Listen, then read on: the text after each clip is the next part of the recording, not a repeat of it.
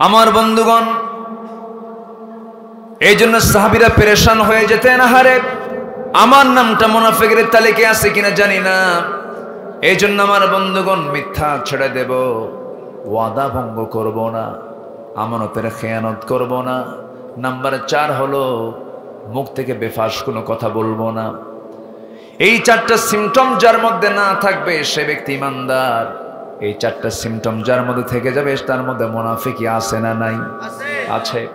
আল্লাহ রাব্বুল আলামিন মুনাফিকদের দোয়াও কবুল করবেন না। আবার মুনাফিকদের জন্য যদি কেউ দোয়া করে তাদের দোয়াও কবুল করা হবে না।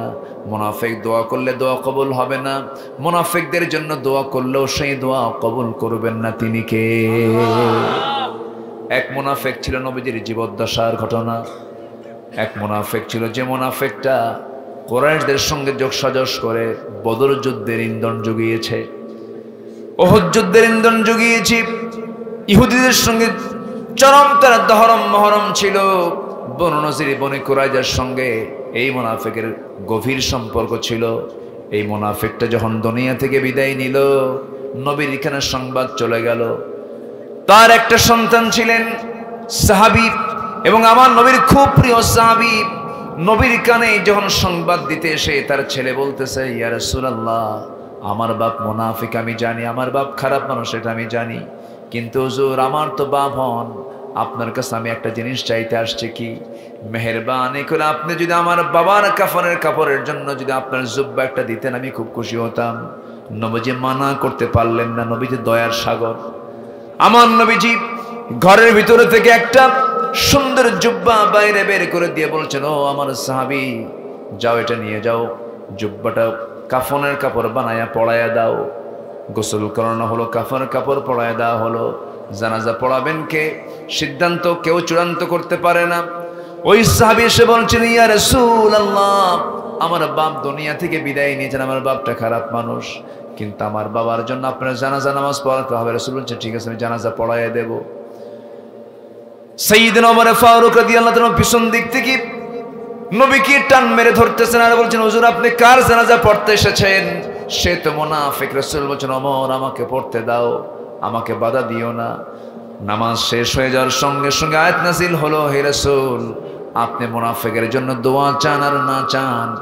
আউযু বিল্লাহি মিনাশ শাইতানির রাজীম। বিসমিল্লাহির রাহমানির রাহিম।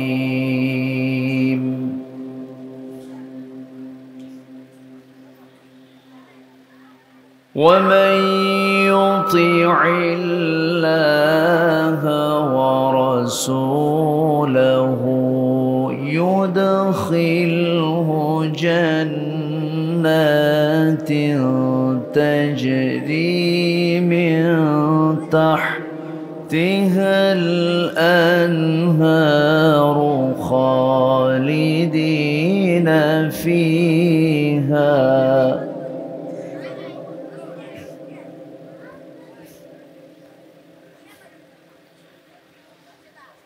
وذلك الفوز العظيم.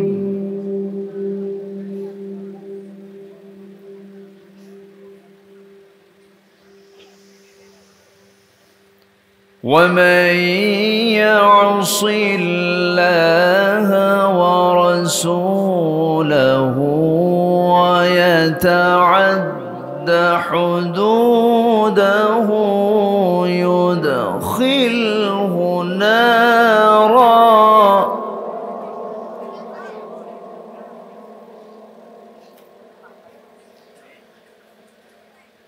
يدخله نارا خالدا فيها وله عذاب مهين.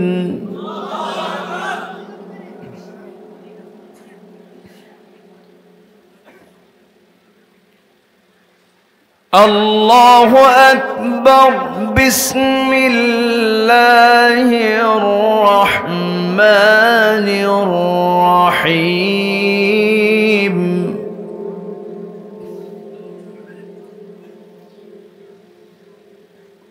إن الله وملائكته يصلون على النبي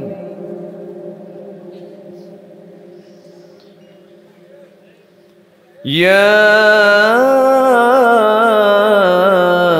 أيها الذين آمنوا صلوا عليه وسلموا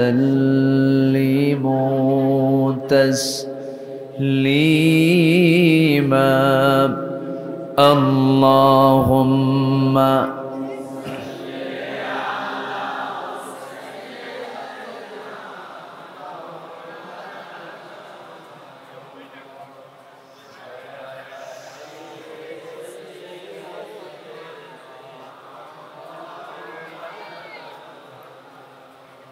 একটু মোহাব্বত দিয়ে প্রাণ উজাড় করে আওয়াজ দিয়ে সবাই বলুন আল্লাহুম্মা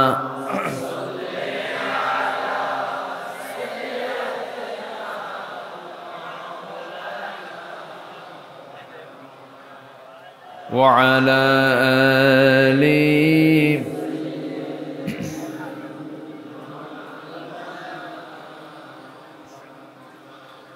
আমি কোরআনের সুর মাঝে শুনেছি যে নাম আজানের সুর মাঝেও শুনেছি সে নাম ও নাম শুনেছি আমি আমার হৃদয় হে রাসূল নবীজি তোমায়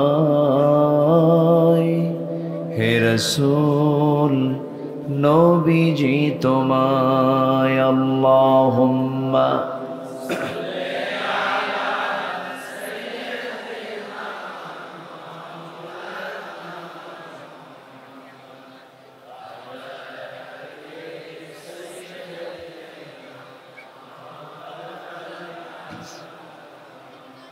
সবাই বলুন বালাগাল উলা বিকামালিহি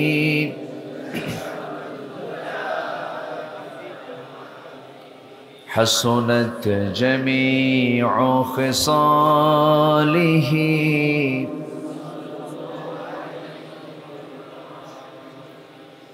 সিরাজুল মিল্লাত তুমহি فخر دو عالم دلبار مولا ہو شریف الانبیاء نسخہ کل ادیان دیگر ہو بلغ العلا كشف التجى بجماله حسنت جميع خصاله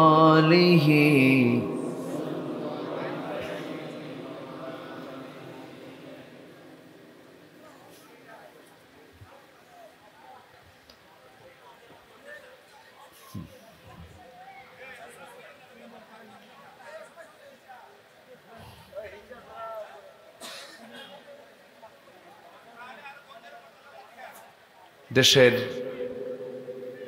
দক্ষিণাঞ্চল নোয়াখালী জেলার সদর উপজেলার সোনাদিয়া তালিমুল কোরআন নুরানি হাফিজিয়া মাদ্রাসা এতিমখানার উদ্যোগে আয়োজিত মাদ্রাসা মাঠে অনুষ্ঠিত ষষ্ঠ বার্ষিকী তাফসীরুল কোরআন মাহফিল 2024 মহৎ আয়োজনের সম্মানিত সুযোগ্য সভাপতি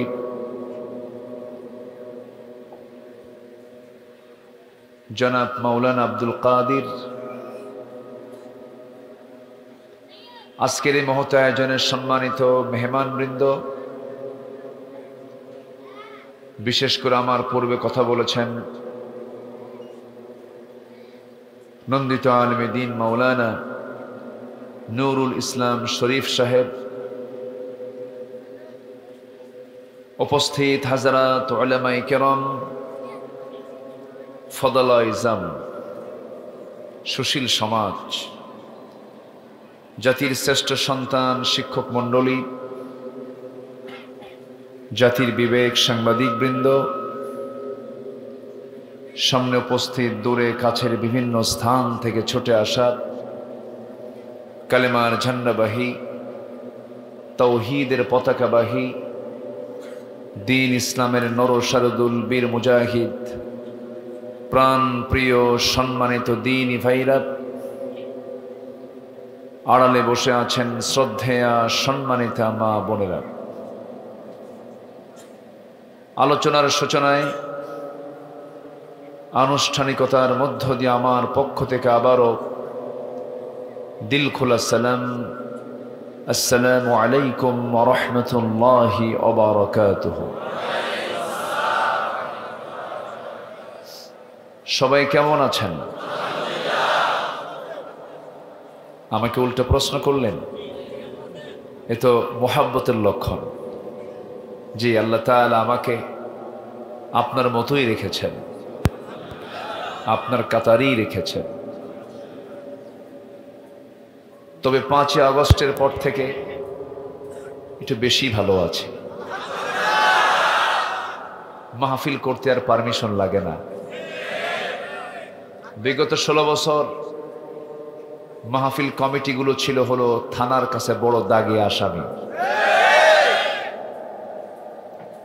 জুতার তলা ক্ষয় হয়ে যেত থানায় অনুমতি নেওয়ার জন্য।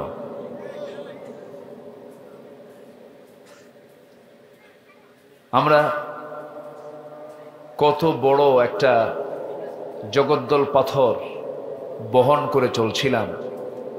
আল্লাহর কালাম কোরআন শুনবো, তার জন্য থানায় গিয়ে বেনামাজির কাছ থেকে পারমিশন নেওয়া লাগে। ঠিক আছে না? আল্লাহ তাআলা সেই জগদ্দল পাথর সরাইয়া দিয়েছেন। শুকরিয়া আদায় করছি, বলছি আলহামদুলিল্লাহ। চিৎকার মেরে বলছি আল্লাহুম্মা ইন্নী আসআলুকা আল হুদা ওয়াত তুকা ওয়াল আফাফা ওয়াল গিনা। সবাই বলি আল্লাহুম্মা লাকা আসলামতু ওয়া বিকা আমানতু ওয়া আলাইকা তাওয়াক্কালতু ওয়া ইলাইকা আনাবতু ওয়া বিকা খাসামতু। একযোগে বলি আল্লাহুম্মা আইন্নি আলা যিকরিকা ওয়া শুকরিকা ওয়া হুসনি ইবাদাতিকা। আমরা আল্লাহ তাআলার শুকর আদায় করে নিলাম। সম্মানিত হাজিরিন, মহান রব্বুল আলামিনের শুকরিয়া যে আমরা আল্লাহ তাআলার শ্রেষ্ঠ সৃষ্টি হতে পেরেছি। পৃথিবীতে মখলুকাত কতগুলো আছে? হ্যাঁ, অসংখ্য। হ্যাঁ, একটা কথা প্রচলিত আছে 18,000 মখলুকাত। না, মাত্র 18,000। এটা হলো, এটা আমার দেশে প্রচলিত একটা কথা, কিন্তু আমাদের চোখেই দেখা মখলুক কি একটা দুইটা? অসংখ্য মখলুক। এই অসংখ্য মখলুকের মাঝে আল্লাহ তাআলা আমাকে মানুষের মর্যাদা দিয়ে আমাকে সবচেয়ে সুন্দর করে আমাকে বানিয়েছেন তিনি। একটা নির্দিষ্ট লক্ষ্য, একটা নির্দিষ্ট উদ্দেশ্য আছে না নাই বলেন তো? আছে। আল্লাহ তাআলা এই বিশাল আকাশ সৃষ্টি করেছেন বেগাইরে আমাদিন, যার কোনো খুঁটি নাই, খুঁটিহীন একটি ছাদ কত আগে ঝুলায় রেখেছেন। 7 সমুদ্র তিনি সৃষ্টি করেছেন, অসংখ্য পাহাড়গুলো পৃথিবী যেন আন্দোলিত না হয় পেরেগের মতো বানিয়ে দিয়েছেন। ওয়াল জিবাল আওতাদা, সেই বিশাল সৃষ্টির মাঝে আল্লাহ তাআলা মানুষকে সৃষ্টি করে মানুষকে জানিয়ে দিলেন, ও বান্দা, এই পৃথিবীতে তোমার চোখে যত সৃষ্টি পড়ে, যত সৃষ্টিকুল তোমার চোখে ধরা পড়ে, সব আমি তোমার খেদমতের জন্য বানাইছি। জোরে বলি সুবহানাল্লাহ। সকল সৃষ্টি হলো আমার খাদেম, আর আমার দায়িত্ব হলো কার গোলামি করা? আসতে বলবেন না, কার গোলামি করা? আল্লাহ। আল্লাহ রাব্বুল আলামিন বলেন, হুয়াল্লাযী খালাকা লাকুম মা ফিল আরদি জামিআ, তিনি সেই মহান সত্তা যিনি আসমান জমিনে যা কিছু আছে সব তোমার জন্য সৃষ্টি করেছেন, তোমার খেদমতের জন্য বানিয়ে দিয়েছেন। আর তোমার দায়িত্ব হলো এতগুলো সৃষ্টি তোমার জন্য আল্লাহ রাব্বুল আলামিন বানিয়েছেন। তোমার মুখ থেকে আল্লাহ তাআলা যা শুনতে চান সেটা হলো, সবাই বলুন আলহামদুলিল্লাহি রাব্বিল আলামিন। সবাই বলুন আলহামদুলিল্লাহি রাব্বিল আলামিন আর রহমানির রহিম মালিকি ইয়াউমিদ্দিন ইয়্যাকা না'বুদু ওয়া ইয়্যাকা নাস্তাঈন ইহদিনাস সিরাতাল মুস্তাকিম সিরাতাল লাযীনা আন'আমতা আলাইহিম গায়রিল মাগদুবি আলাইহিম ওয়ালাদ-দাল্লিন। এরপরে আরো জোরে, আরো জোরে। বান্দার দায়িত্ব হলো কার কাছে হেদায়েত চাওয়া? প্রশংসা কার করা? এবং সকল প্রকার পথভ্রষ্টতা থেকে আল্লাহর কাছেই আশ্রয় চাওয়া। আল্লাহ তুমি সেই পথ থেকে আমাদেরকে দূরে রাখো যেটা গজবের পথ, গায়রিল মাগদুব। এখানে তাফসীর আসছে মাগদুব হচ্ছে ইহুদি, আর দাল্লিন বলতে বোঝানো হয়েছে নাসারা। কিছু কিছু তাফসীর এসেছে, কিন্তু দুঃখজনক হলেও সত্য, আজ মুসলিম নামের কিছু কলঙ্ক যাদের সম্পর্ক মুসলমানের সঙ্গে নেই কিন্তু ইহুদি খ্রিস্টানদের সাথে আছে, আত্মীয়তাও আছে। এত বড় একটা দেশ, 18 কোটি মানুষের বসবাস যে দেশে, সেই দেশে বিয়েই বাড়ি খুঁজে পেল না। খুঁজে পাইছে হলো 7 সাগর 13 নদী পাড়ি দিয়ে আমেরিকা। কে কতটুকু ইসলাম মানে গোড়ায় হাত দিলেই টের পাওয়া যায়। সম্মানিত ভাইয়েরা, একটু কথা বলতে আজকে সময় লাগবে, সময় দেবেন তো আমাকে নাকি? কিন্তু আপনারা উঠে দিতে, আমাকে মাহফিলে মঞ্চে উঠাতে একটু দেরি করে ফেলেছেন। একটু আগে ভাগে উঠলে ভালো হতো। যাই হোক, আমি আলোচনার সূচনায় আমার অভ্যাস অনুযায়ী আমি 2টা আয়াতে কারিম আমি তেলাওয়াত করেছি। এই 2টা আয়াতকে সামনে রেখে কিছু কথা বলতে চাচ্ছি। আমাকে সময় দেওয়া যাবে তো? জোরে বলি ইনশাআল্লাহ। আল্লাহ কবুল করুন। আমরা শুনতে এসেছি না মানতে এসেছি? শুনতে না, শুনতে এসেছি। কিসের জন্য? মানার জন্য। শুধু শোনার জন্য নয়। চোখের তৃপ্তি, কানের তৃপ্তি, হৃদয়ের তৃপ্তি শুধু নিলেই হবে না, এটাকে মানার পর্যায়ে নিয়ে যেতে হবে। আজকে জাতি যত কোরআন শোনে যদি মানত, এই দেশে ইসলামের বিপ্লব ঘটে যেত। সম্মানিত ভাইয়েরা, সম্মানিত বন্ধুগণ, আমরা এমন একটি সময়ে হাজির হয়েছি, দেশ স্বাধীনের পর থেকে নিয়ে, অর্থাৎ 1947 প্রথম, যারা এখানে দাড়ি পাকাওয়ালা মুরব্বী যারা আছেন, প্রথম পাকিস্তান এবং ইন্ডিয়া এই দুটা ভাগ হয়, স্বাধীনতা লাভ করে ব্রিটিশদের হাত থেকে। কোন সালে?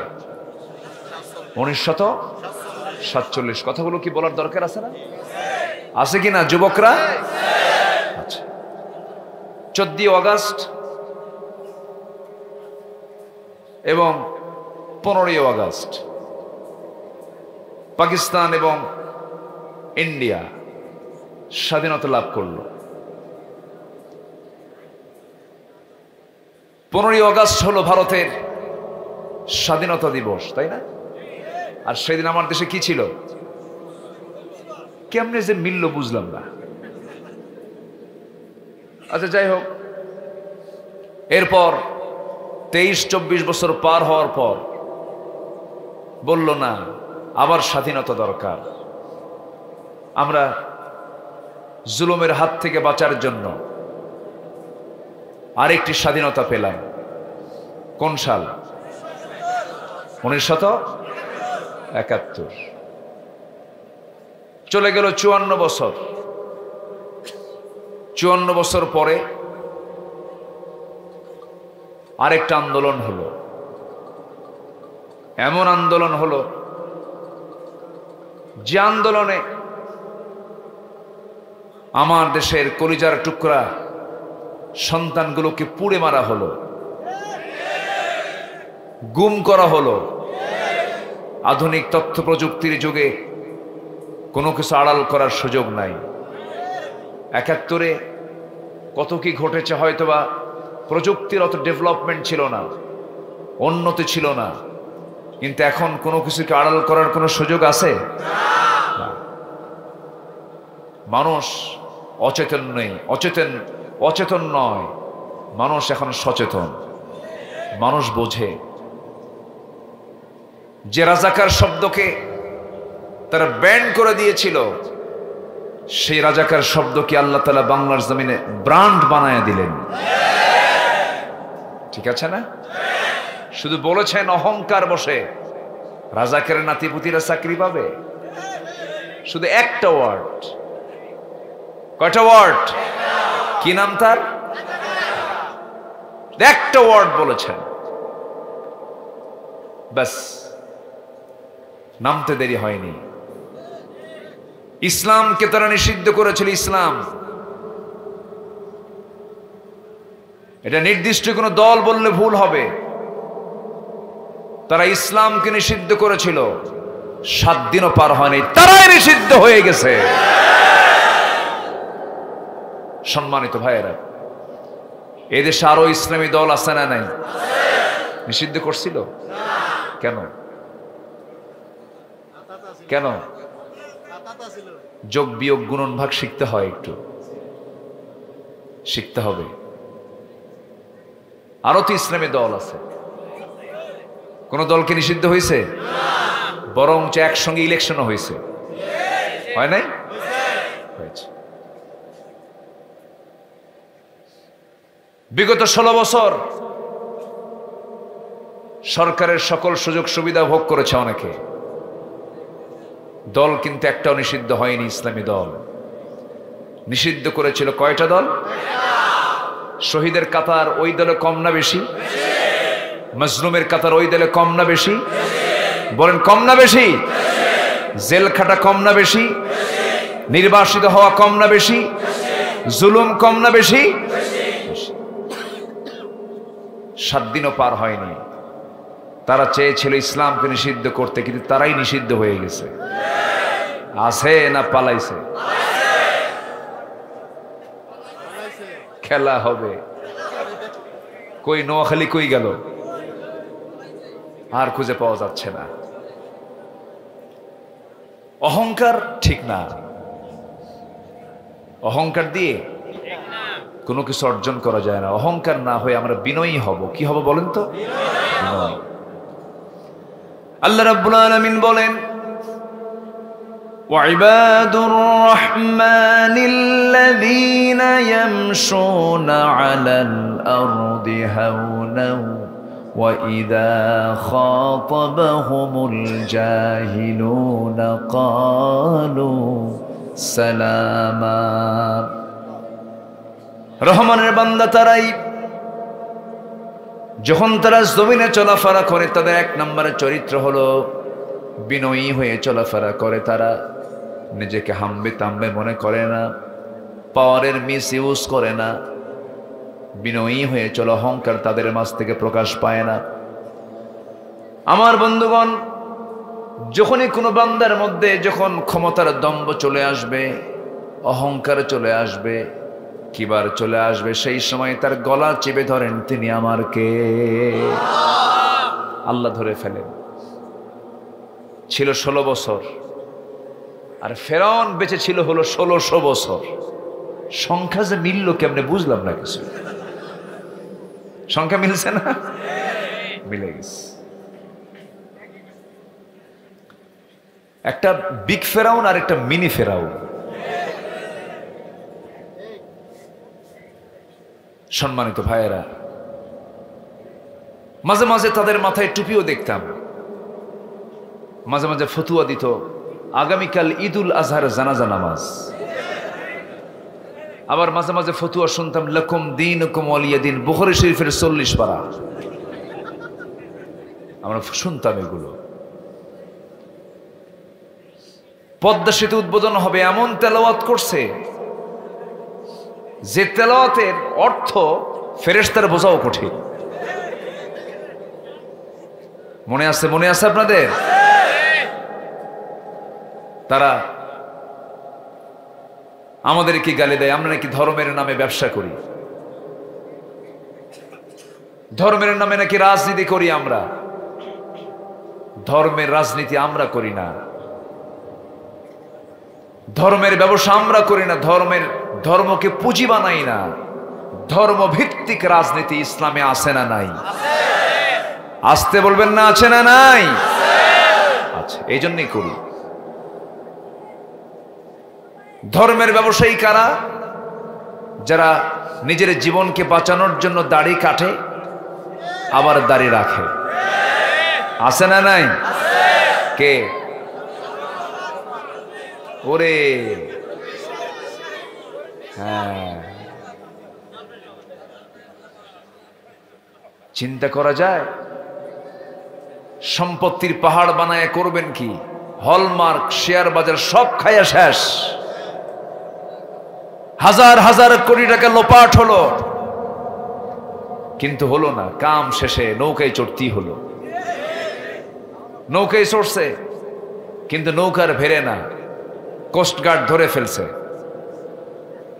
ধরে ফেলে আইনমন্ত্রীকে নিয়ে চলে যায়। আইনমন্ত্রী বলে, আমার একা নিয়ে যাও কেন? ওই যে একজন বসে আছে। বলে, কে ওটা? ভালো করে দেখো।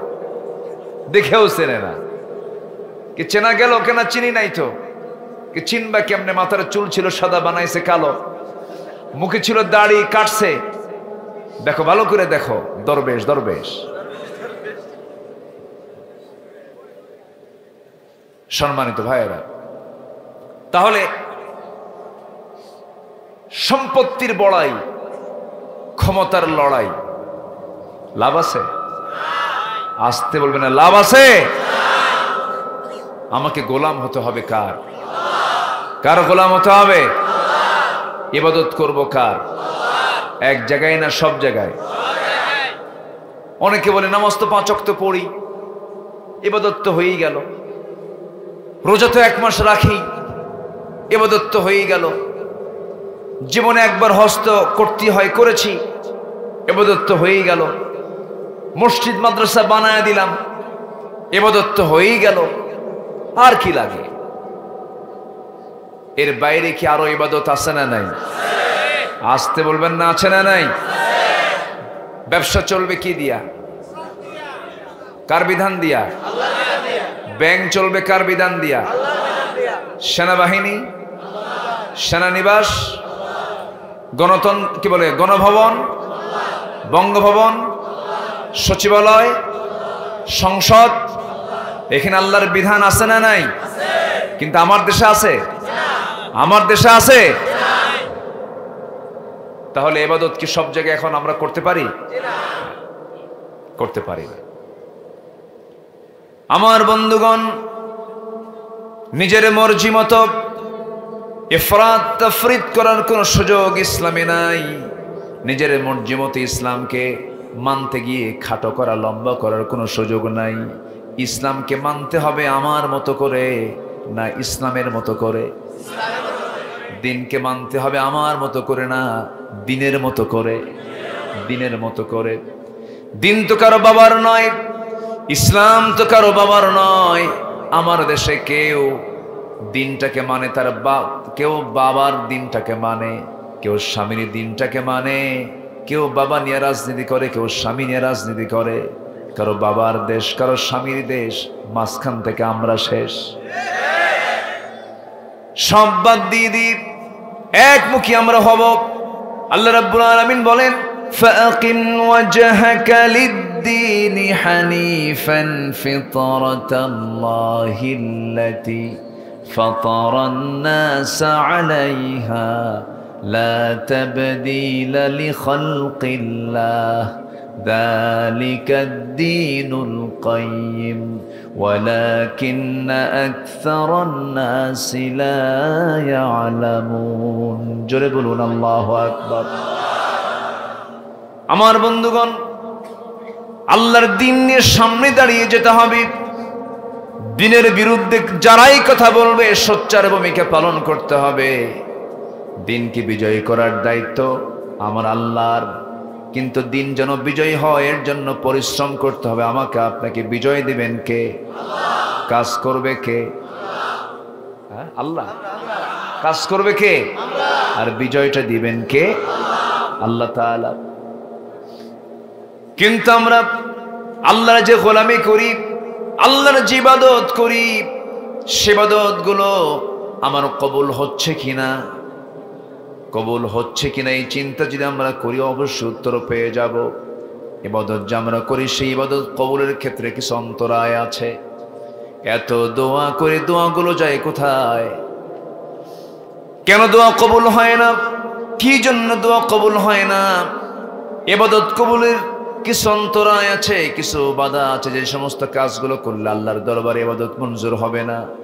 মোটামুটি কোরআন এবং হাদিসকে সামনে রেখে আমি বলতে চাচ্ছি, আজকে মোটামুটি 10টি বিষয় আছে যার মধ্যে থেকে যাবে তার ইবাদত আল্লাহর দরবারে মঞ্জুর হবে না। কয়টা বিষয়ে বলেন? 10টা বিষয়। একটাও কি বলেছি নাকি? সবাই শুনতে রাজি আছি তো ইনশাআল্লাহ? জোরে বলি ইনশাআল্লাহ। উপরে কোনো সামিয়ানা দেয়নি না, শুধু আমারটা ঢাকছেন কেন? আমারটা ঢাকলেন কেন? একটু কম বেশি হয়ে গেল না? জনগণ থাকলো এক জায়গায়, আমি থাকলাম আরেক জায়গায়।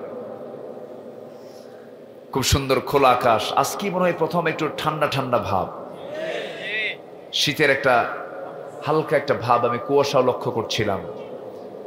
যে আল্লাহ মাহফিলকে কবুল করুন, আল্লাহ মাদ্রাসাকে কবুল করুন, আল্লাহ আমাদের সবাইকে তার পছন্দের বান্দার কাতারে শামিল করে নেন। সম্মানিত ভাইয়েরা, তাহলে ইবাদত কবুলের অন্তরায় হলো কয়টা? 10টা। আমরা একটা একটা করে আজকে শুনে যাব। জোরে বলি ইনশাআল্লাহ।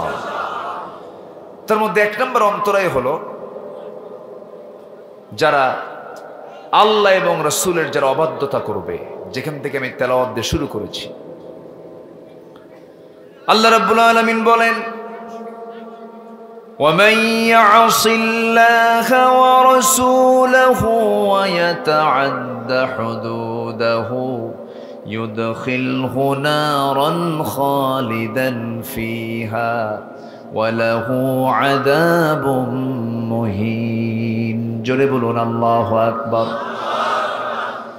যে সমস্ত বান্দাগুলো আল্লাহ এবং রাসূলের চরম অবাধ্যতা করবে, যারা সীমা লঙ্ঘন করবে, আল্লাহ রাব্বুল আলামিন বলছেন আমি তাদেরকে পার্মানেন্ট জাহান্নাম দেব। আমার দেশে আল্লাহ এবং রাসূলের চরম বিরোধিতাকারী অপশক্তি আমার দেশে আছে না নাই বলেন? আসতে বলবেন না, আছে না নাই? আল্লাহকে গালি দেয়, রসুলকে নিয়ে বাজে কথা বলে, ইসলাম দিন কোরআনকে নিয়ে বাজে উক্তি করে, ব্যঙ্গ উক্তি করে, এমন কিছু কুলাঙ্গার আমার দেশে আছে। আমার বন্ধুগণ, এতদিন তালিকা হয়েছে, যুদ্ধাপরাধের ইস্যু তুলেছে, মানবতা বিরোধী অপরাধের ইস্যু তুলেছে, জঙ্গিবাদের ইস্যু তুলেছে, বিভিন্ন ইস্যু তুলে বিভিন্ন অজুহাতি অনেক নিরীহ নিরপরাধ মানুষগুলোকে জুলুম করেছে, অত্যাচার করেছে, ফাঁসিতে ঝুলিয়ে মেরেছে, চিকিৎসার নামে হসপিটালে নিয়ে ইনজেকশন পয়জনিং করে দুনিয়া থেকে বিদায় করে দিয়েছে। আয়না ঘর বানিয়ে সেই জায়গায় বছরের পর বছর শুটকি করে তাদেরকে হত্যা করা হয়েছে। কত গুম হলো, কত খুন হলো। আমার বন্ধুগণ, সেই দেশ যখন আমরা 5 আগস্টের পরে যখন একটা মুক্ত পরিবেশ পেয়েছি, ইবাদত কবুলের জন্য একটা বড় অন্তরায় হলো। যে যারা আল্লাহর অবাধ্যতা করবে, আল্লাহর আইনের বিরুদ্ধে যারা কথা বলবে, এই সমস্ত আচরণ যাদের মধ্যে থাকবে, তাদের কোনো কিছু কবুল করবেন না কে? আসতে বলবেন না কে? আমরা এই মাহফিল থেকে, নোয়াখালীর এই প্ল্যাটফর্ম থেকে, ওয়াজ মাহফিল, তাফসির মাহফিলের প্ল্যাটফর্ম থেকে চূড়ান্ত জানিয়ে দিতে চাই, স্পষ্ট জানিয়ে দিতে চাই, শাতিমে রাসূল যারা, আমার আল্লাহকে গালি দিয়েছে যারা, ইসলামকে নিয়ে বাজে উক্তি করেছে যারা, রাসূলের সুন্নাহ নিয়ে কটূক্তি করেছে যারা, এদের একটা একটা করে নামের তালিকা প্রকাশ করা দরকার এবং তালিকা প্রস্তুত করে সবার চোখের সামনে দিবালোকে চূড়ান্তভাবে শাস্তি নিশ্চিত করে দুনিয়া থেকে বিদায় করে ওদের রক্ত, মাংস, হাড়, হাড্ডি কুত্তা বিলাই দিয়ে খাওয়ানো দরকার। রাজি আছেন কারা কারা?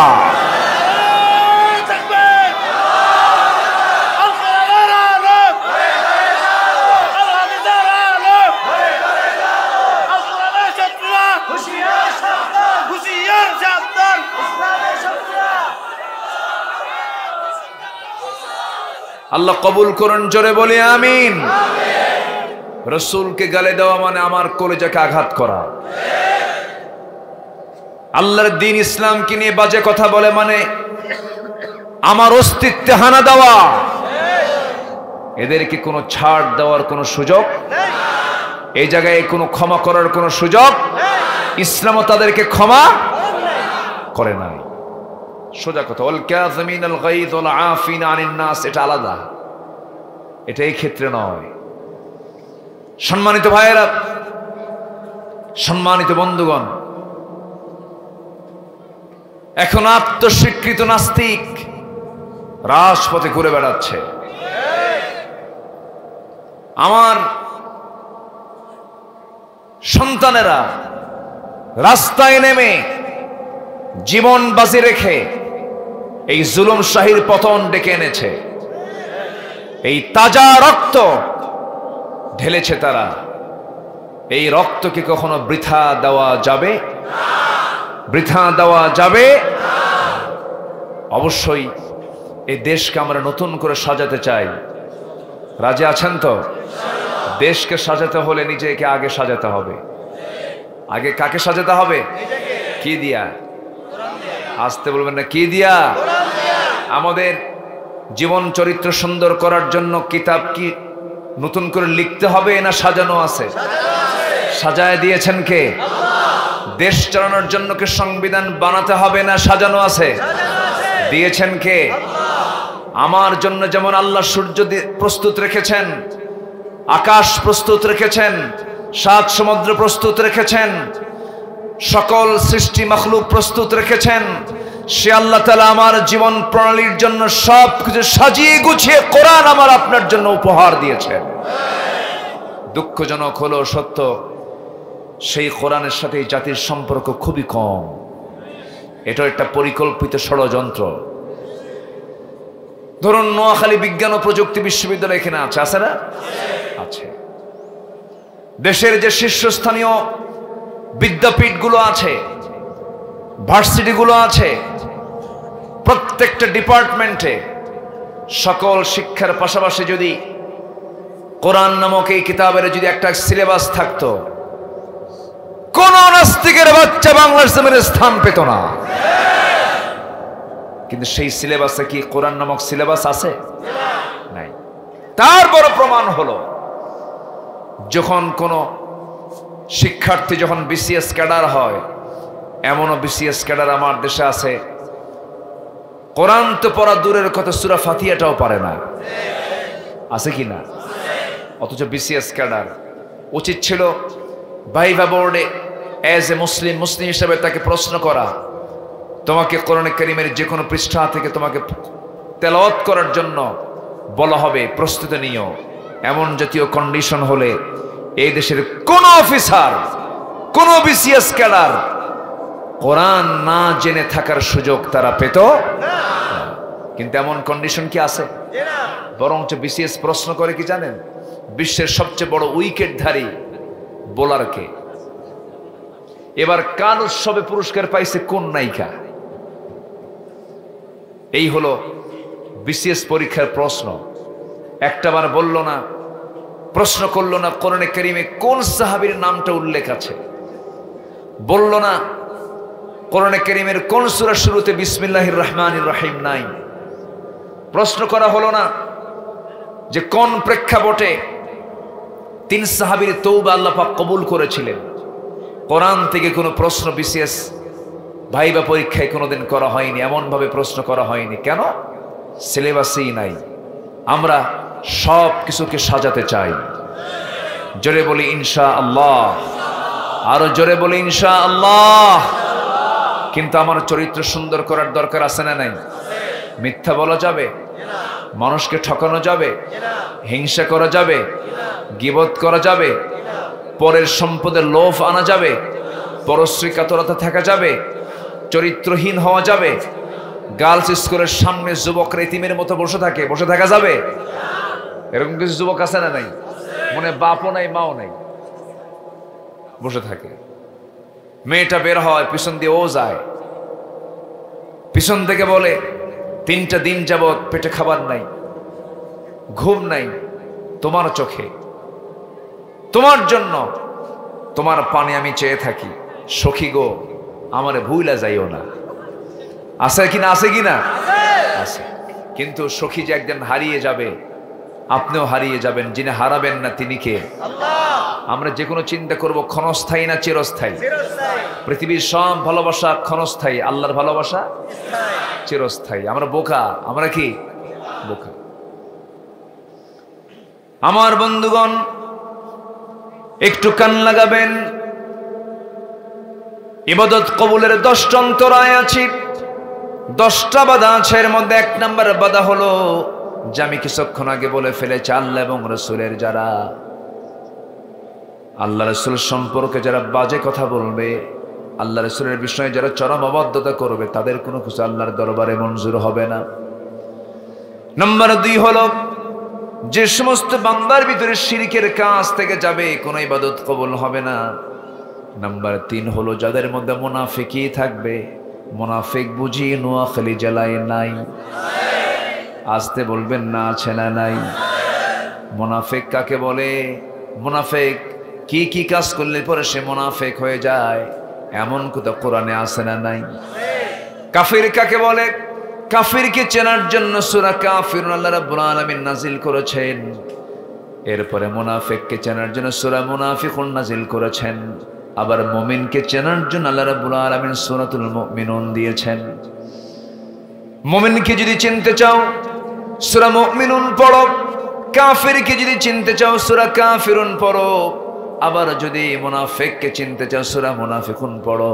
মনে হবে কি তাদের চরিত্র হবে? 1 নম্বর চরিত্র আল্লাহ তাআলা নিজেই বলছেন, ইন্নাল মুনাফিকিনা লাকাযিবুন। মুনাফিকরা সবচেয়ে বড় মিথ্যুক হয়। আমার দেশে মিথ্যুক লোক মনে হয় নাই। নেতা বেশি মিথ্যা কথা বলে না, কর্মী বেশি মিথ্যা কথা বলে? বলেন বলেন। আমার দেশে কর্মী বেশি মিথ্যা বলে না নেতা বেশি মিথ্যা বলে? নেতা এত মিথ্যা কথা বলে, হাসিনা পালায় না। দেখছেন, হাসিনা পালায় না। এই কথার কয়দিন পরে গেছে বলেন তো? খুব বেশি দিন পরে গেছে কি? 5-6 দিনও যায় নাই, চলে গেছে। নেতাগুলো নিয়ে গেছে না সে একাই গেছে? হ্যাঁ, কি নেতা দেখেন, চিন্তা করেন। একটু সতর্কীকরণ, একটু বলে দিচ্ছি, বুঝাইয়া দিচ্ছি। ইসলামী নেতৃত্ব হলে এমন চিত্র হতো না। ইসলামী দলের যে নেতা হবেন তিনি পালাবেন না কর্মী রেখে। জীবন চলে যাবে, কর্মীর আগে আমি নেতা, আমার জীবন যাবে, কিন্তু কর্মীর জীবন আমি দিতে দেব না। এটা হচ্ছে ইসলামী নেতৃত্ব। আমার নবীজি উহুদের প্রান্তরে তিনি মার কম খেয়েছেন না বেশি খেয়েছেন? কম খেয়েছেন না বেশি খেয়েছেন? তিনি কি যুদ্ধের ময়দানে পিছনে ছিলেন না সবার আগে ছিলেন? আর আমার দেশের নেতাগুলো অনলাইনে যুদ্ধ করে। কোন লাইনে? কি কতগুলো ঠিক আছে কি? অনলাইন, দেশেই নাই এমন নেতা। অনলাইন যুদ্ধ, এগিয়ে যাও তোমরা সব, আমি নাই।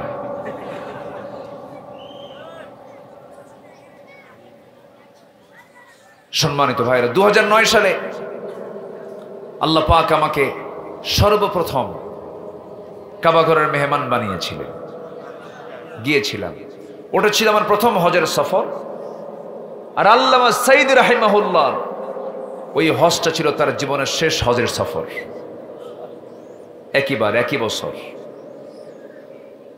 হুজুরকে প্রশ্ন করা হলো, ট্রাইব্যুনাল গঠন হচ্ছে, আপনি দেশে যাবেন তো বিপদে পড়ে যাবেন, আপনাকে গ্রেফতার করবে, মামলা দিয়েছে। উনি বললেন, তো কি করতে হবে?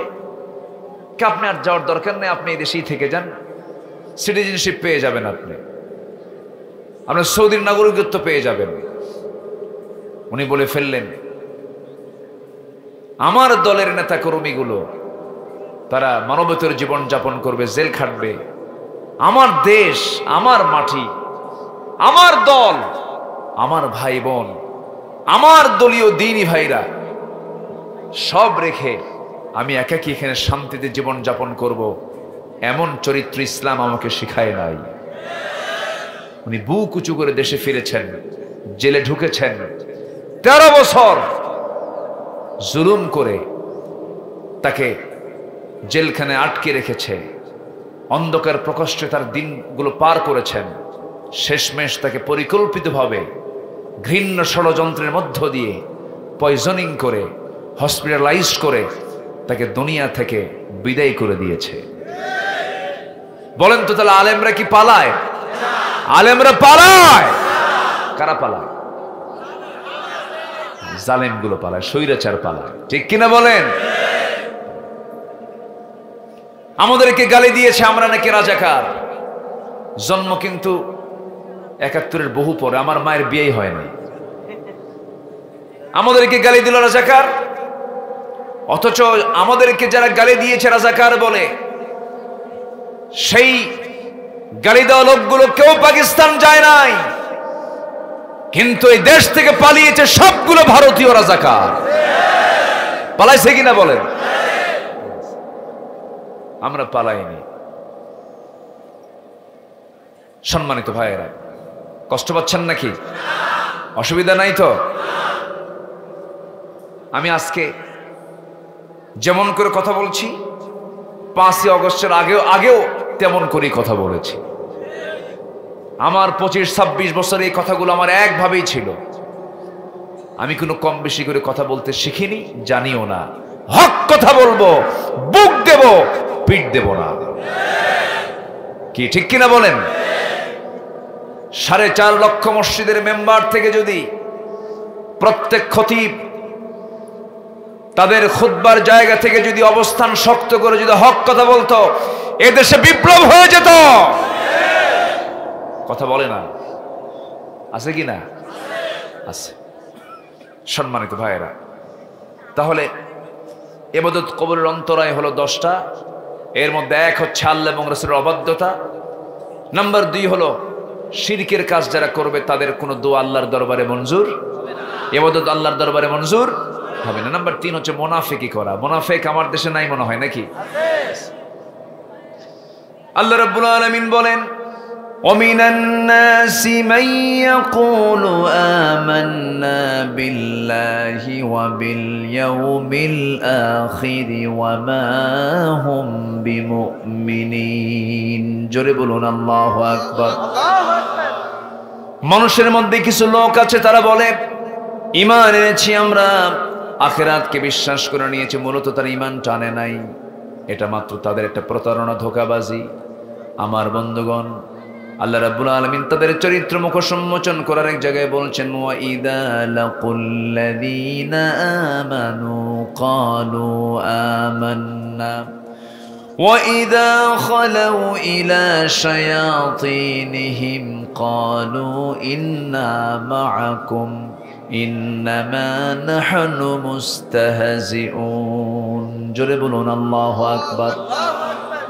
মুনাফিকদের চরিত্র হলো তারা সব জায়গায় এক কথা বলে না, দুই কথা বলে। দুই কথা বলে আমার কাছে বলবে একরকম, আরেকজনের কাছে গিয়ে বলবে আরেক রকম। ওদের চরিত্র হয় একমুখী না বহুমুখী? একমুখী না বহুমুখী? ইমানদার কয় জবানে কথা বলবে বলেন?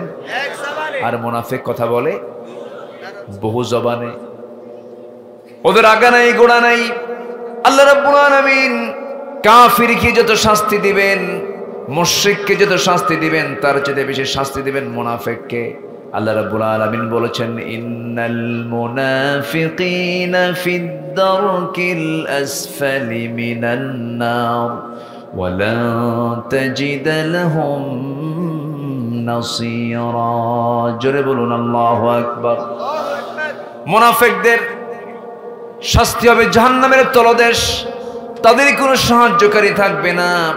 আমার বন্ধুগণ, মুনাফিক কারা এটা বোঝা দারুণ মুশকিল ব্যাপার। সাহাবীদের মধ্যে মাঝে মাঝে কান্নার রোল পড়ে যেত। ওমর ফারুক রাদিয়াল্লাহু তাআলা একদিন হাওমা করে ঘর থেকে বের হলেন, চিৎকার করে কান্নাকাটি করছেন। আমার নবীজির দায়িত্বপ্রাপ্ত একজন সাহাবীর কাছে মুনাফিকের তালিকা ছিল, হুযায়ফা তার নাম। সেই সাহাবীর কাছে ওমর ফারুক একদিন সকালবেলা গিয়ে চোখের পানি ফেলে ফেলে কান্দের, বলে ভাই দেখো তো, আল্লাহ রাসূল তোমার হাতে মুনাফিকের তালিকা দিয়েছেন, সেই তালিকার মধ্যে দেখো তো আমি ওমর আমার নামটা আছে নাকি, আমার সন্দেহ লাগে। আল্লাহু আকবার। কি পেরেশানি তাদের মধ্যে কাজ করেছে। একজন সাহাবীর নাম হচ্ছে হানজালা। সেই হানজালা নামক সাহাবী, হানজালা রাদিয়াল্লাহু তাআলা আনহু হঠাৎ করে বাড়ি থেকে বের হলেন, চিৎকার মেরে মেরে বলতেছেন, নাফাকা হানজালা, নাফাকা হানজালা। এই কথা বলে রাসূলের দরবার পর্যন্ত চলে আসলেন। রাসূল বলছেন, হানজালা কি হয়েছে তোমার, তোমার চোখে পানি কেন হুজুর? হানজালা মুনাফিক হয়ে গেছে কেন? দুনিয়ার কথা বেশি বেশি মনে হয়, আপনার কাছে বসলে দুনিয়া ভুলে যাই, আপনার কাছ থেকে দূরে চলে আসলে পরে দুনিয়ার কথা মনে হয়ে যায়, আমি বুঝি মুনাফিক হয়ে গেছে। রাসূল মুস্কি মুস্কি হাসি মেরে বলছেন, ও হানজালা, মুনাফিক তুমি হও নাই। পরিবারের প্রতি খোঁজ খবর রাখতে হবে, এটা আমার সুন্নাহ। ব্যবসা করা আমার সুন্নাহ। তুমি মুনাফিক হও নাই। ওই সমস্ত দামি জান্নাতের সাহাবীগুলোর মধ্যে যদি এরকম সন্দেহ কাজ করত, আমার বন্ধুগণ, মুনাফিকের যে সিমটম, মুনাফিকের যে আলামত, সে আলামতের মধ্যে 1 নম্বর আলামত হলো মিথ্যা কথা বলা। এই জায়গায় যারা বসে আছেন, জীবনে আমরা কেউ কোনোদিন একটা মিথ্যা কথা বলি নাই। আস্তে কয়, আমি কি আলোচনা শেষ করে দেব? এই যে একজন দুজন করে ওঠেন, হ্যাঁ অসুবিধা? একটু বসেন। আলোচনা তো বহু সময় আছে এখনো। আমাকে সময় দিচ্ছেন তো নাকি? সময় দিচ্ছেন তো? কেউ উঠবেন না, একটু বসুন। মাহফিলে বসে যদি মজা না পান, কিছু কিছু মুসল্লি আছে মসজিদে গেলে চুলকানি শুরু হয়, আছে কিনা? এত ডিস্টার্ব করে। শুধু ঘড়ির কাঁটা যদি একটু 1 মিনিট 2 মিনিট এলোমেলো হয়, হুজুরকে সিগন্যাল মারে, আছে কিনা? নামাজের মধ্যে যদি একটু সূরাটা একটু লম্বা পড়ে গা জ্বলে, লোকমা তোরে দেওয়া যায় না, গলা ছাড়ি দেয়। হুজুর তাড়াতাড়ি শেষ করেন। আছে না নাই বলেন তো, আছে না নাই? এগুলো দুর্বল চিত্তের পরিচয়, এগুলো দুর্বল ইমানের পরিচয়।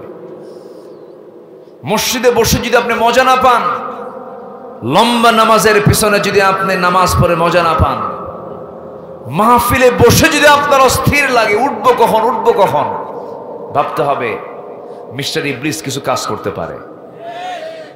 ও ওয়াসওয়াসা দেওয়ার জন্য মনে হয় নোয়াখালী আসে না, আসে কিনা বলেন? প্রথম ইবলিস ওয়াসওয়াসা দিয়েছিল কাকে বলেন? কাকে? একজন না দুজনকে? বলেন একজন না দুজনকে? তারা ছিলেন কোথায়? তারা ছিলেন কোথায়? শয়তান ওয়াসওয়াসা দেওয়ার জন্য গেছে কোথায়? তো শয়তান যদি জান্নাতের দরজা চেনে, নোয়াখালী চেনে না? নোয়াখালী হচ্ছে। একটু বসেন না, একটু বসেন। ইবলিস খুব জটিল জিনিস। ইন্নাহু লাকুম আদুউম মুবিন, সুস্পষ্ট শত্রু তোমাদের, সাবধান। শয়তান তোমাকে পাকড়াও করে ফেলবে। কখনো কোরআন থেকে তুমি দূরে ছিটকে পড়বা না, কোরআনকে সাথে নিবা, শয়তান পাত্তা পাবে না। কোরআন ছাড়বা, শয়তান তোমাকে ধরে ফেলবে। আমরা কোরআনকে লালন করব, জোরে বলি ইনশাআল্লাহ। কোরআনকে আমরা আত্মস্থ করব, জোরে বলি ইনশাআল্লাহ। মাদ্রাসায় চোখ বন্ধ করে সন্তানকে দেব, জোরে বলি ইনশাআল্লাহ। দেশে আলেমের দরকার কম না বেশি? বেশি আলেমের দরকার। দেখলাম তো, আলেম ছাড়া তো দেখলাম 18 লক্ষ কোটি টাকা দেশ থেকে পাচার হয়েছে। 18 লক্ষ কোটি টাকার 11 লক্ষ কোটি টাকা দেশ থেকে পাচার করেছে তারা। ইসলাম জুতা চোরের শাস্তি দেবে না, ইসলাম অভাবী চোরের শাস্তি দেবে না, ইসলাম শাস্তি দেবে যারা কলমের খোঁচা দিয়ে লোপাট করেছে টাকা পয়সাগুলো। তারা পুকুর চুরি করেনি, তারা সাগর চুরি করে নিয়ে চলে গেছে। কথা বললে আমরা দোষী হয়ে যাই, কিন্তু কথা বলতে হবে, কথা চুপ রাখার কোনো সুযোগ নাই। তাহলে মুনাফিকি করা যাবে? মিথ্যা কথা কেউ বলবো? ব্যবসায়ী মিথ্যা আছে না নাই? কি সুন্দর করে মিথ্যা কথা বলে। সততা ক্লথ স্টোরের মালিক, দোকানের নাম কি? সততা ক্লথ স্টোর। কিনতে গেছে হলো কাপড়, ভাই এটার দাম কত? কত করে গজ? 400 টাকা গজ। 300 টাকা গজ দেই, কিন্তু কেনাই নাই, ওদিকে 250 টাকাতে কেনা আছে। তাই কি সততা হলো না মিথ্যা হলো? তাহলে মিথ্যা ক্লথ স্টোর। দোকানদার এমনি এমনি মিথ্যা কথা বলে, আছে কিনা বলেন? আছে কিনা বলেন? মোবাইল তো আসি মাশাআল্লাহ, এটা মিথ্যা কথা বলার জন্য, সত্য কথা বলার জন্য? বলেন তো, বলেন। ম্যাক্সিমাম মোবাইলে কথা বললে অনেকেই মিথ্যার আশ্রয় নিয়ে কথা বলেন, ঠিক না। আমরা মিথ্যার কাছে যাওয়া মানে আমার পরিচয় কি হয়ে যাওয়া? বলেন কি হয়ে যাওয়া?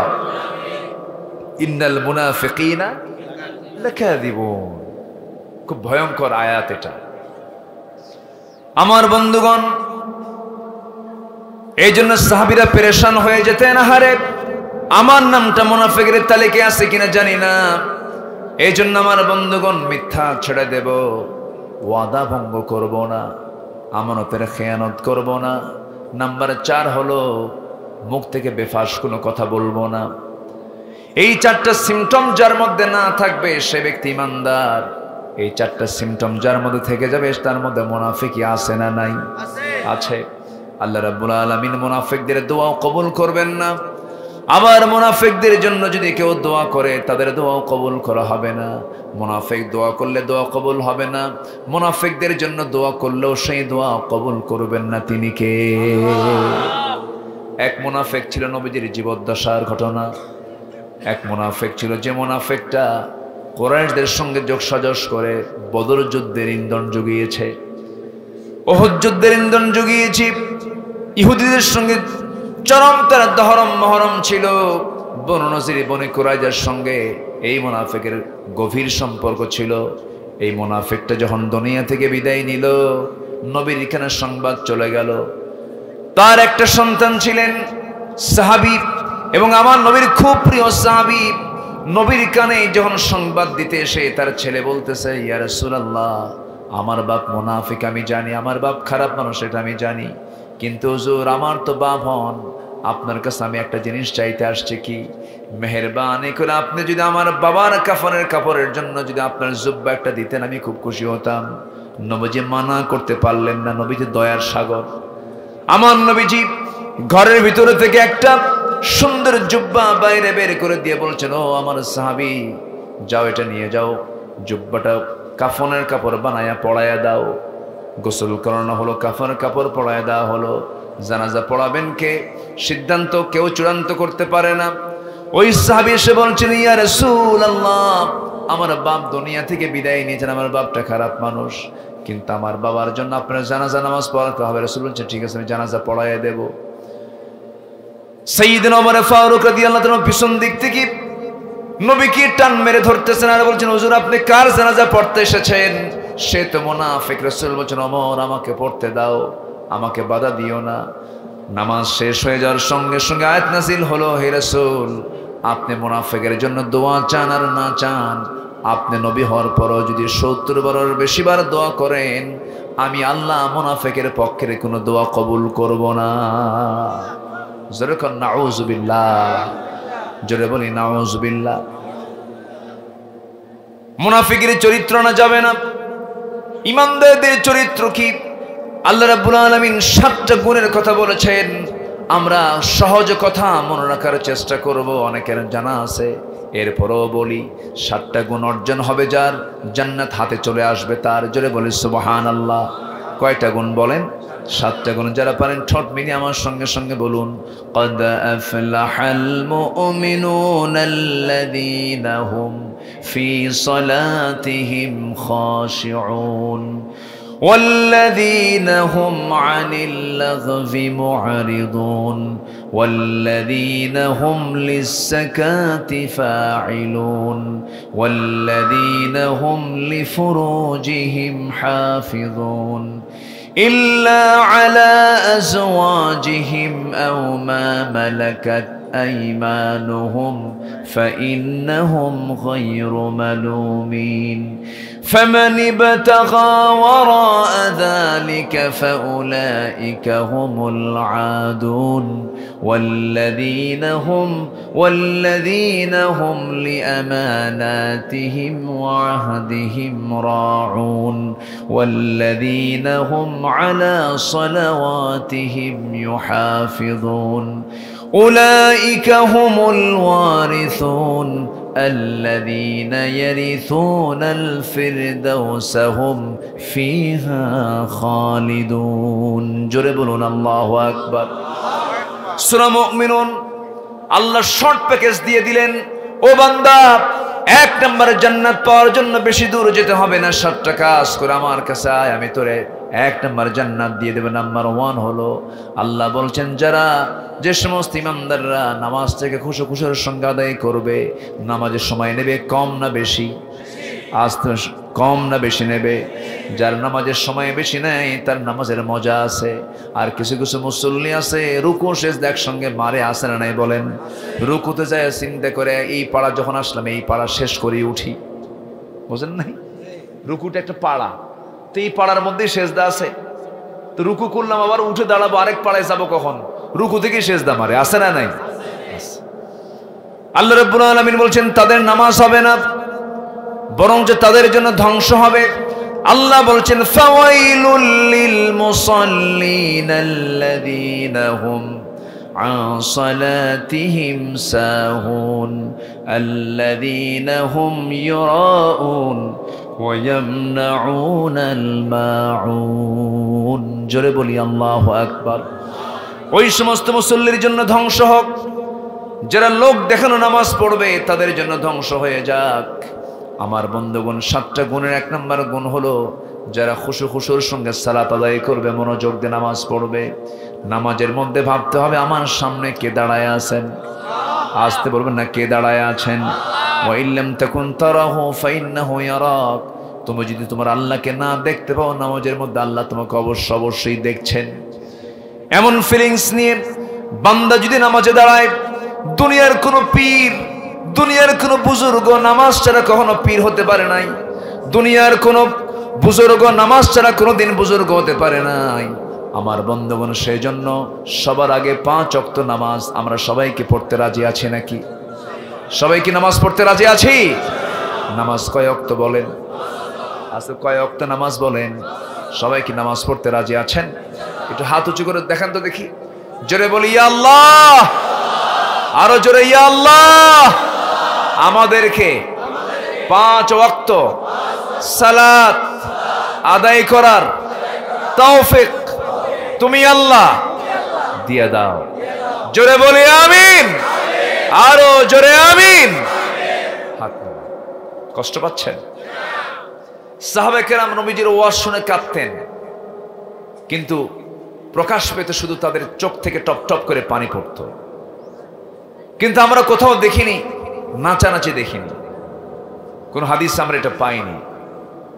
আমরা আলোচনা শুনবো, এটার প্রভাব, এটার যদি কোনো প্রতিক্রিয়া হয়, আমরা স্থিতিশীল থেকে বড় জোর সাহাবীদের মতো বড় জোর চোখ থেকে পানি আসতে পারে, ঠিক কিনা বলেন?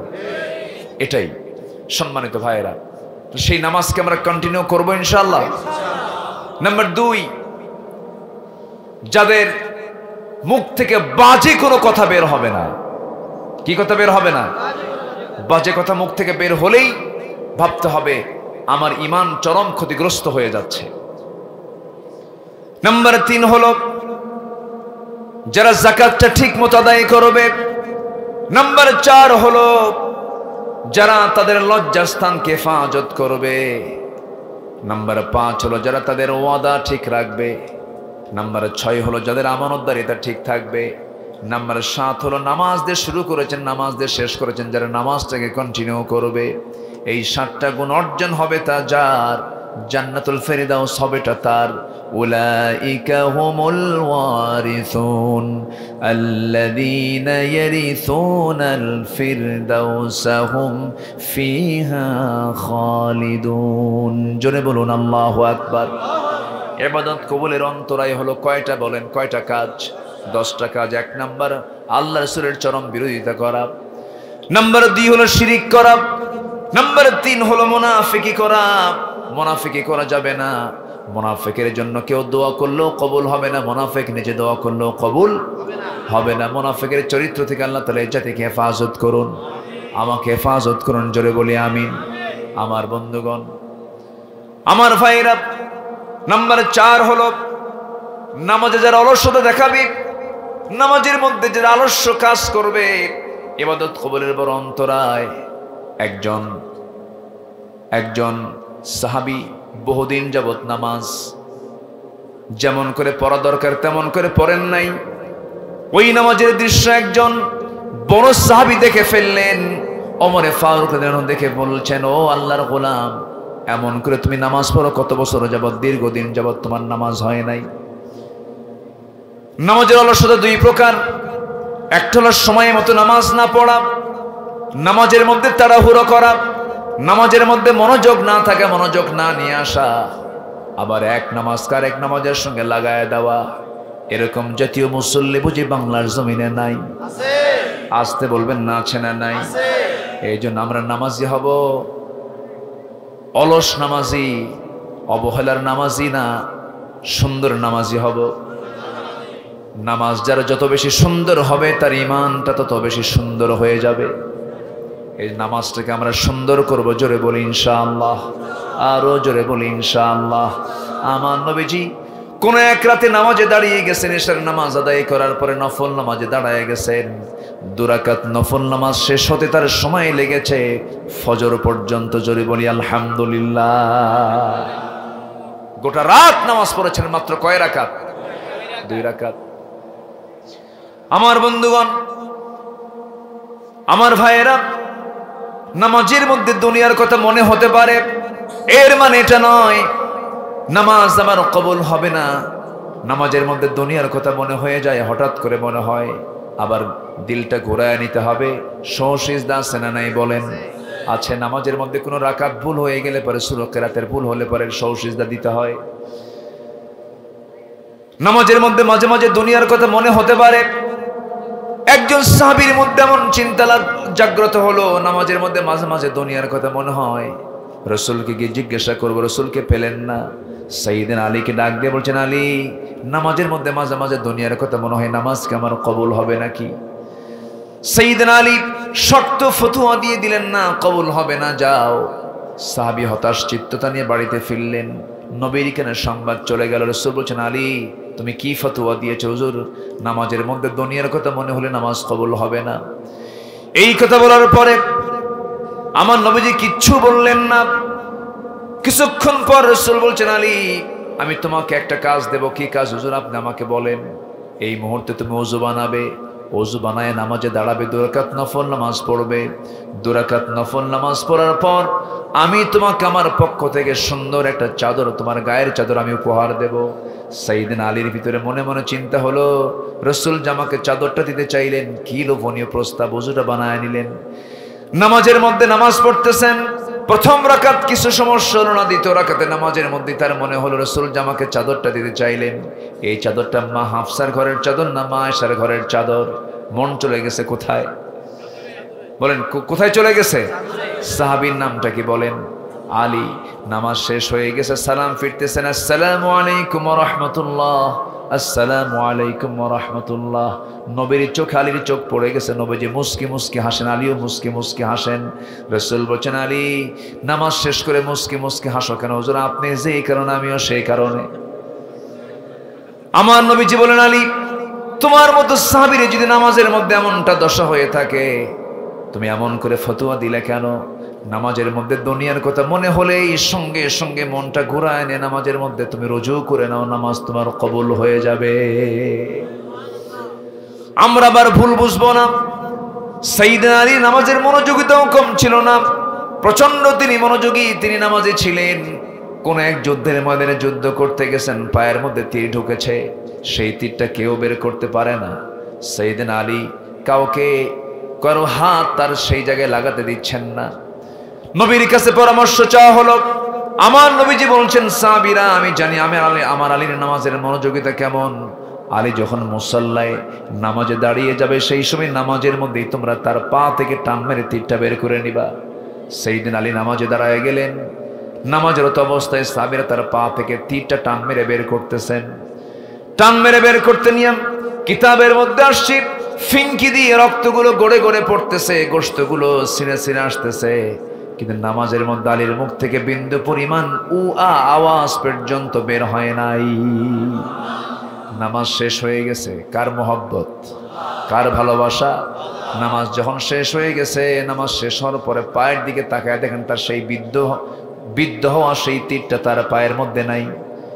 প্রশ্ন করে ফেললেন, ভাইয়েরা আমার, অসহ যন্ত্রণা নিয়ে নামাজ শুরু করেছে, সেই যন্ত্রণার তীর বিদ্ধ পা নিয়া নামাজের পরে তো সেই তীরটা দেখি না, কি হলো? সবার কাছে যখন এই প্রশ্ন করা হলো, সবাই বলছে, আলী, নামাজের মধ্যে তোমার পা থেকে আমরা টান মেরে তীরটা বের করে নিয়েছি। সাইয়েদনা আলী বলেন, আল্লাহর নামের কসম করে বলি, নামাজের মধ্যে তোমরা আমার পা থেকে কখন তীরটা টান মেরে বের করে নিয়েছো, আমি আলী চুল পরিমাণ কোনো টের পাই নাই। এমন নামাজে আমরা হওয়ার চেষ্টা করব। জোরে বলি ইনশাআল্লাহ, আরো জোরে বলি ইনশাআল্লাহ। আমার ভাইয়েরা, নাম্বার 5 হলো, 4টা বলে ফেললাম। নাম্বার 5, কোন কাজ আল্লাহর ইবাদত কবুলের ক্ষেত্রে বড় অন্তরায় হয়ে যায়? নাম্বার 5 হলো, যারা সামনে পেছনে পরনিন্দা করে, পরের দোষ ধরে খুঁজে বেড়ায়। আসল মানুষের পরিচয় হলো যে ভালো মানুষ, সে কি মানুষের দোষ খুঁজবে না নিজের দোষ খুঁজবে? বলেন বলেন বলেন বলেন। আসল মানুষের পরিচয় হলো পরের দোষ খোঁজা না নিজের দোষ খোঁজা। পরের গুণ খুঁজবো, নিজের দোষটা খুঁজবে, এটাই হচ্ছে ইমানদারের পরিচয়। যারা পরের দোষ খুঁজে বেড়ায়, যাত্রা কমিটির সভাপতি কি ছিল কিনা বলেন, ডাবল স্ট্যান্ডার্ড, ওই সমস্ত নেতৃত্বের মুখে আমরা জুতা মারি। ওই সমস্ত নেতাগুলো যুবকদেরকে ধ্বংস করে দিয়েছে, যুবকদের হাতে মদের বোতল তুলে দিয়েছে, যুবকরা সাবধান হয়ে যাও, যারা তোমাদেরকে চরিত্রহীন করার জন্য হাতে মদের বোতল তুলে দেয়, নারী তুলে দেয়, জেনার জন্য উস্কায় দেয়, মাদক দ্রব্য তুলে দেয়, তাদের মুখে এখন জুতা মারার সময় হয়েছে। ওদের সঙ্গে আমাদের কোনো সম্পর্ক নাই। আসুন দোয়া করি। হ্যাঁ, দোয়া করবো না? দু একজন করে ওঠেন, যে অনেক দূরের মানুষ, অনেক দূর থেকে এসেছেন। আমি জানি তো 12টা প্রায় বেজে যাচ্ছে, সময় যে কেমনে আজকে এত চলে গেল বুঝলাম না কিছু, কোন দিক দিয়া। আল্লাহ কবুল করুন, জোরে বলি আমিন। সবার ফজর নামাজ হবে তো? সবার বাড়িতে মা বোন আছে না নাই? আছে না নাই?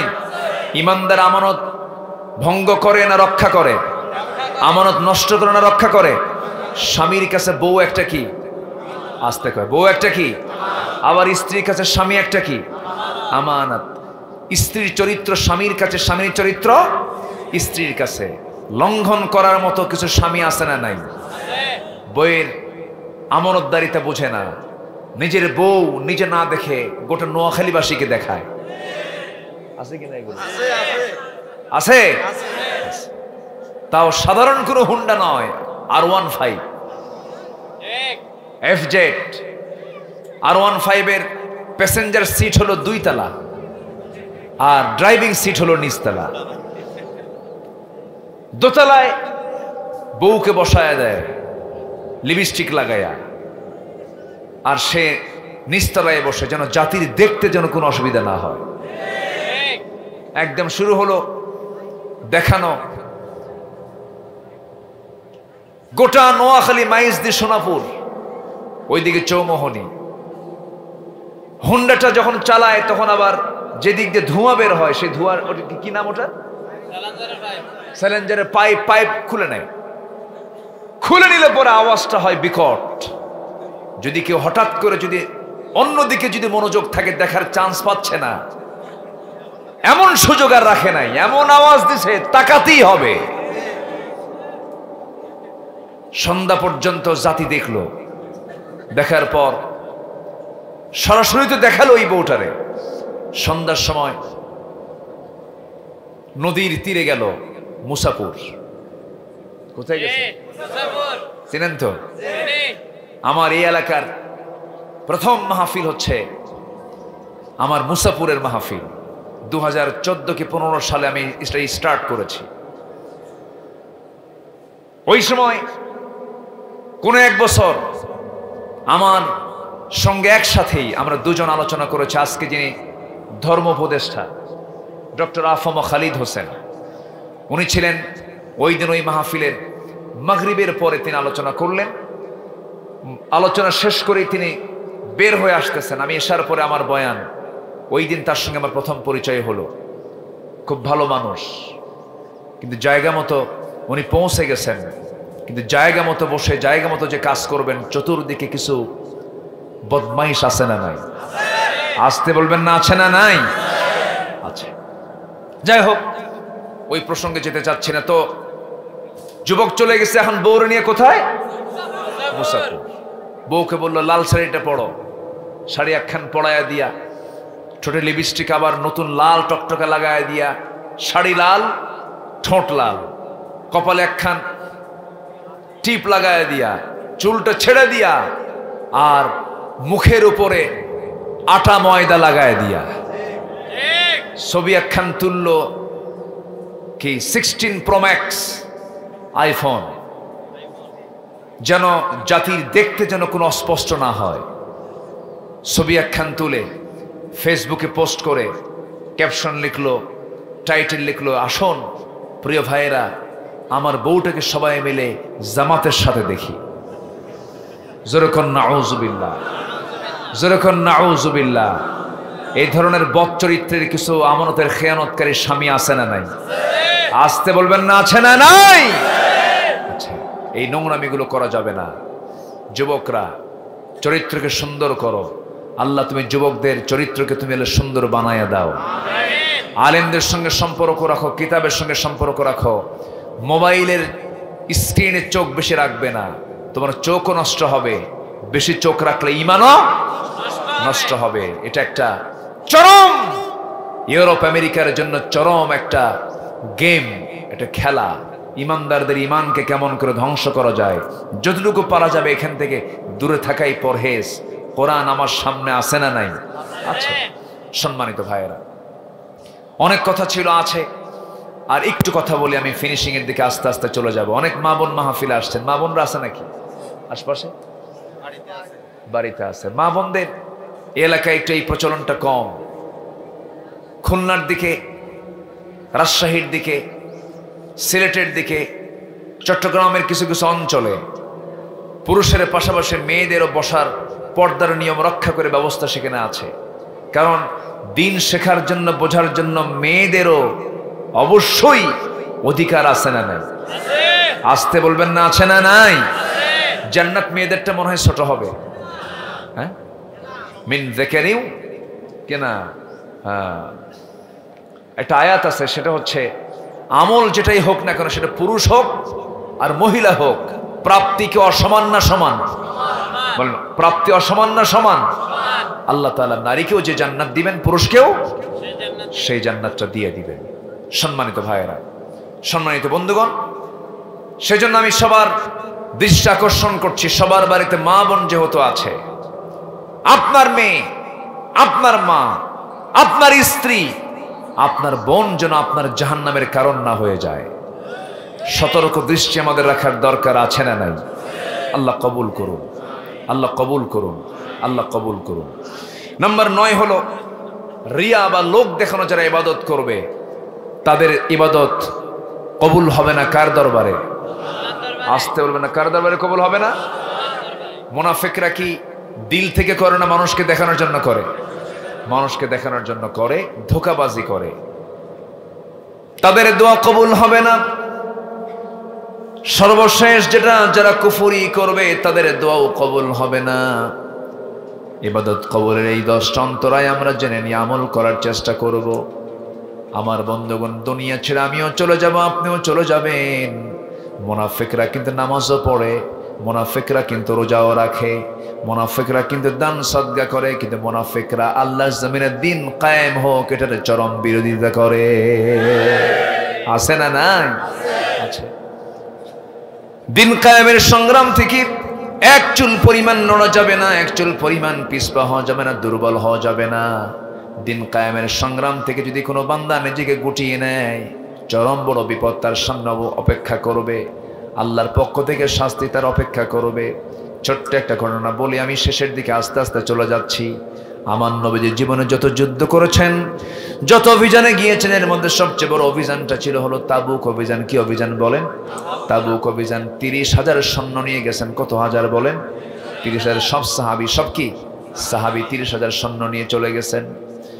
আমার নবীজি সেই যুদ্ধে সবাইকে যেতে বলেছেন, কিন্তু রোমানদের বিরুদ্ধে সংগ্রাম হলো না, যুদ্ধ হলো না। যুদ্ধ না হয়ে রাসূল সেই জায়গা থেকে আবার মদিনায় ফেরত চলে এলেন।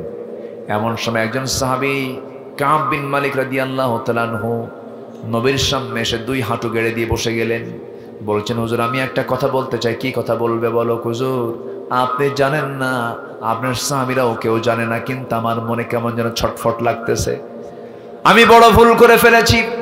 তাবুক অভিযানে আমি যাই নাই, আমি যেতে পারি না। রাসূল বলেন, কেন যাও না? হুজুর কোনো কারণ ছিল না, আমি গাফলতি করেছি, আমি অলসতা করেছি, এই জন্য যাই নাই আমি। আমার রাসূল বলেন, আর কে কে যাও নাই? হুজুর হেলাল বিন উমাইয়া যায় নাই। আর কে যায় নাই? মুরারা বিন রাবিয়া যায় নাই। আর কে যাও নাই? হুজুর আমার জানা নাই। মোট কয়জন হলো বলেন? মোট কয়জন হলো বলেন? 3 জন হলো। আমার নবীজি শুধু বলে দিলেন, কাব বিন মালিক আমার সামনে দিকে তুমি এখন চলে যাও, আমি তোমার সঙ্গে এখন আর কথা বলার সুযোগ পাবো না, তুমি এখন চলে যাও। চলে গেলেন তিনি। আমার নবীজি মসজিদের দরজায় লটকায় দিলেন, নোটিশ জারি করে দিলেন, ও মদিনার সমস্ত সাহাবীরা, মদিনার মুসলমানেরা, কাব বিন মালিক, হেলাল বিন উমাইয়া, মুরারা বিন রাবিয়া, এই 3 জন ব্যক্তির সঙ্গে মদিনার কোনো মুসলমান সালাম কালাম কিচ্ছু করতে পারবে না, লেনদেন করতে পারবে না। এই 3 কথা যখন 3 সাহাবীর কানে চলে গেছে, গোটা পৃথিবী তাদের কাছে ছোট হয়ে গেছে, আকাশটা যেন মাথার উপরে পড়ে গেছে, এত টেনশন। কাব বিন মালিক রাদিয়াল্লাহু তাআলা আনহু এই কথা শুনেই যখন দরজার কাছে চলে গেছেন, বাড়িতে দরজায় নক দিয়েছেন, দরজায় নক দেওয়ার সঙ্গে সঙ্গে দরজার সামনে ভিতর থেকে দাঁড়িয়ে বলছে, আমার স্বামী আপনি দরজা খুলতে বলছেন, আমি দরজা খুলতে পারি, কিন্তু আমার নবীজি যে ইঙ্গিতটা বহন করেছেন সেই ইঙ্গিত অনুযায়ী আমি আপনার দরজা খুলে দেব, আপনার বাড়ি আপনার ঘর, কিন্তু আপনার সঙ্গে আমি থাকবো না, পিছনের দরজাটা বের হয়ে চলে আসবো, কারণ যে ব্যক্তিকে রাসূল বয়কট করেছে আমিও তাকে বয়কট করতে বাধ্য হলাম।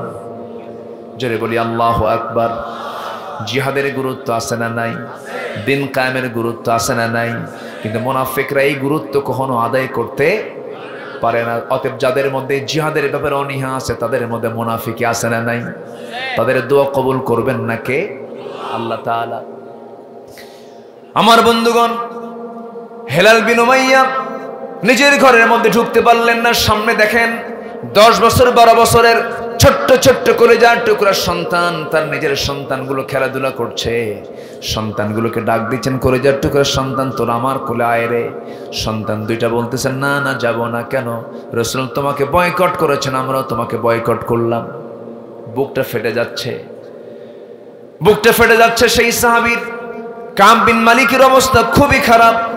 ওইদিকে হেলাল বিন উমাইয়া রাদিয়াল্লাহু তাআলা আনহু তিনি যখন শুনতে পেলেন রাসূল তার বিরুদ্ধে বয়কটের ডাক দিয়েছেন, ঘরের মধ্য থেকে একটা বড় রশি, শক্ত রশি হাতের মধ্যে নিলেন, মদিনার মসজিদের সামনে নিজের হাতে খুঁটিতে দড়ি বাঁধলেন, এক প্রান্তে দড়ি দেয়া খুঁটিটা বেঁধে ফেললেন, এরপর আরেক প্রান্তে ওই দড়ি দেয়া নিজের হাত দুটো বেঁধে ফেললেন, আর বলছেন, ওরে হেলাল বিন উমাইয়া তোর চাইতে বড় বদনসিব লোক আর মদিনায় কেউ নাই, যাকে রাসূল বয়কট করেছেন, যাকে রাসূল বর্জন করেছেন।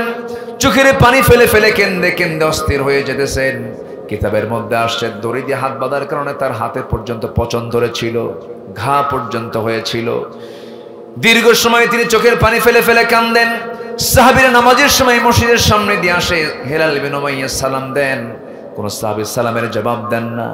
দিনের পর দিন চলতে লাগলো। মুরারা বিন রাবিয়া যখন শুনতে পেলেন, পাহাড়ি গুহার মধ্যে সেজদায় পড়ে পড়ে কান্দেন আর বলেন, আল্লাহ তুমি আমাকে মাফ করে দাও, আমি ভুল করেছি। বেশ কিছুদিন চলে গেল। এই কথাটা বলার উদ্দেশ্য হলো, বেশ কিছুদিন চলে যাওয়ার পর আল্লাহর পক্ষ থেকে আয়াত নাজিল হয়ে গেল। আল্লাহ পাক তার রাসূলকে জানায় দিলেন, ওয়া আলা সালাসাতিল্লাযীনা খুল্লিফু, হে রাসূল ওই 3 জন ব্যক্তি যারা যুদ্ধের ময়দান থেকে পৃষ্ঠ প্রদর্শন করেছিল, যারা যুদ্ধে যায় নাই, তারা যে পরিমাণ তওবা করেছে পৃথিবীর কোনো আদালত না মাফ করলেও আমি আল্লাহ তাদের তওবা কবুল করে নিয়েছি। নবীর আনন্দ দেখে কে? নবী আমার আস্তে করে দাঁড়ায় গেলেন আর বলছেন, সাহাবীরা শোনো, আমার কাব বিন মালিক কোথায় ধরে আনো, হেলাল বিন উমাইয়া কোথায় ধরে আনো, মুরা বিন রাবিয়া কোথায় আমার সামনে হাজির করো। কাব বিন মালিকের বাড়িতে যখন যাওয়া হলো, দরজায় নক করা হচ্ছে, ও কাব বিন মালিক কোথায়? সঙ্গে সঙ্গে ভিতর থেকে জবাব আসতেছে, বউ বলতেছে, যে লোকের খবর আল্লাহ রাসূল নেয় না সে লোকের খবর আমি নেই না। তুমি কি জানো, ও বাড়িওয়ালার বউ, তুমি কি জানো না? ওমর ফারুক গিয়ে বলছেন, কাব বিন মালিকের পক্ষে আল্লাহর আয়াত নাজিল হয়ে গেছে। কাব বিন মালিক রাসূলের সামনে হাজির করলেন। আমার নবীজি জড়িয়ে ধরলেন, ওরে কাব, আল্লাহ তোমাকে মাফ করে দিয়েছেন, আমি তোমাকে মাফ করতে পারি নাই, কিন্তু আল্লাহ তোমাকে মাফ করে দিয়েছেন। এখানে একটা বিষয় হলো, আল্লাহ তাআলা মাফ করেছেন, কিন্তু মাফের শর্ত হলো আল্লাহ রাব্বুল আলামিন কেন মাফ করলেন? এর জন্য অন্যতম কারণ হলো তওবা করা। কি করা বলেন? তওবা করা। তওবা করলে সেই দরজা আমাদের জন্য আছে না নাই বলেন? তওবার দরজা আমাদের জন্য আছে না নাই বলেন? আছে। আমরা তওবা করে নেব, জোরে বলি ইনশাআল্লাহ।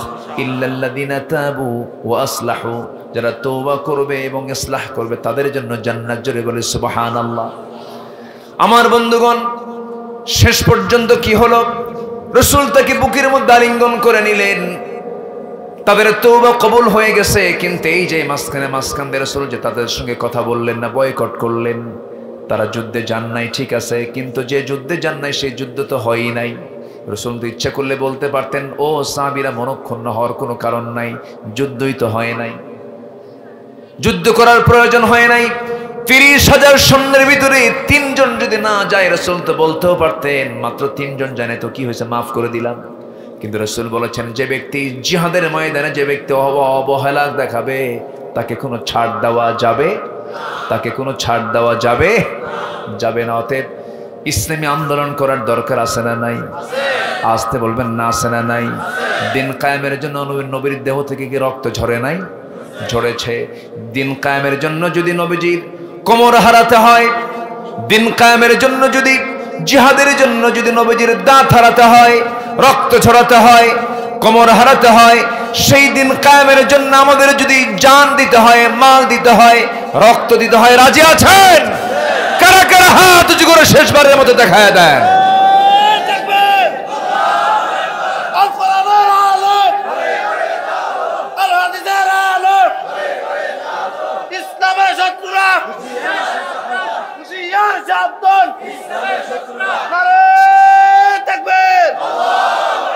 আল্লাহ কবুল করুন, জোরে বলে আমিন।